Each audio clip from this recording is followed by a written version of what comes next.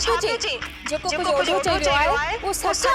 हां लाली एस गफार खान के गोली हण वारो माया मां मां तू पाण सा गदा मुजो भी सिर खणंदे। लाली मुजो सिर त हर हाल में वीदो ही वीदो जी ही रे। ज़हर ज़िंदगी ड्रामे जी ईंदड़ किस्त में छा ग़ुलाम जहिड़ो दलाल कमीने कमाल खान खां 10 लखनि जी लालच में रईस गफ़ार खान के गोलियूं हणी मारे छॾींदो या कमीनो कमाल खान ग़ुलाम जे पुठियां कुर्बुअ खे लॻाए ऐं ग़ुलाम जी ज़िंदगी ज़हर करे छॾींदो। ग़ुलाम जहिड़ो दलाल जंहिं पंहिंजे पैसनि जी लालच में मीरा खे खपाइण जी ख़ातिर पंहिंजे माउ खे मारे छॾियो ऐं पंहिंजे पीउ खे बि मारे छॾियो।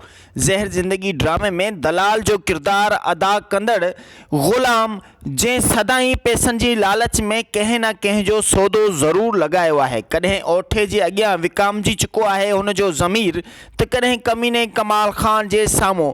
पर हाणे छा कमीने कमाल खान पंहिंजे भाउ रईस गफ़ार खान खे मारण जे लाइ ग़ुलाम जहिड़े दलाल खे 10 लख रुपया लालच में बासिया आहिनि ऐं ग़ुलाम जहिड़े दलाल रईस गफ़ार खान खे बनीअ ते चक्कर लॻाइण दौरान गोलियूं हणी चुको आहे।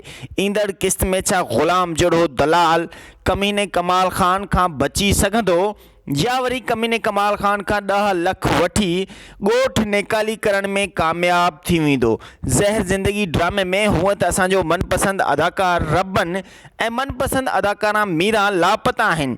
आख़िर उहे कॾहिं ईंदा, कॾहिं हिन ड्रामे में वरी मेलो मचंदो, कॾहिं रब्बन मीरा पठाणी ऐं राणे जूं ख़ुशियूं बहाल थींदियूं। ज़हर ज़िंदगी ड्रामे में तमामु परस्तार इन्ही चइनि किरदारनि खे ॾिसण जे लाइ बेताब आहिनि।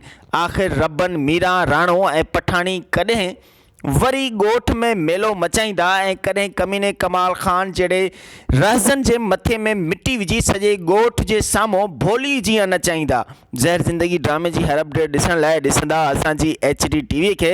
जेकॾहिं अव्हां सब्सक्राइब न कयो त सब्सक्राइब ज़रूरु कंदा। सब्सक्राइब करण सां दोस्तों अव्हां जो बैलेंस त घटि कोन थींदो आहे, पर असांजी हौसला अफ़ज़ाई ज़रूरु बुलंद थींदी आहे।